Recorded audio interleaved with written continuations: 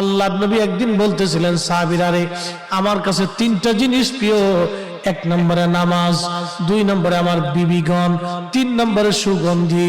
এক নম্বরে নামাজ আমি নবীর কাছে প্রিয়, সালাত আমি নবীর কাছে প্রিয়, নামাজ আমি নবীর কাছে প্রিয়। সারা রজনী জেগে জেগে নবী নামাজ পড়তেন, নামাজ পড়তে পড়তে পা ফুলে যাইতো। আম্মা জান আয়েশা একদিন ডেকে বলেন, ইয়া রাসূলুল্লাহি, আপনার আগে পরে সব গুনাহগুলি মাফ, আপনার তো কোনো গুনাহ নাই নবী গো, তারপরেও কেন আপনি এইভাবে নামাজ পড়েন? আল্লাহর নবী ডাক দিয়ে বলেন, আয়েশা রে, আমি কি আল্লাহর শুকরগুজার বান্দা হব না? আমি কি আল্লাহর কৃতজ্ঞ বান্দা হব না? আমি কি রব্বে কারীমের দরবারে কৃতজ্ঞতা প্রকাশ করব না রে আয়েশা? আল্লাহর হাবিবের কাছে প্রিয় ইবাদতের নাম হলো সালাত, নামাজ।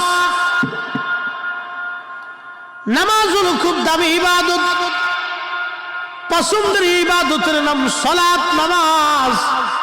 কঠিন মেহশরের মাঠে আল্লাহর আরশে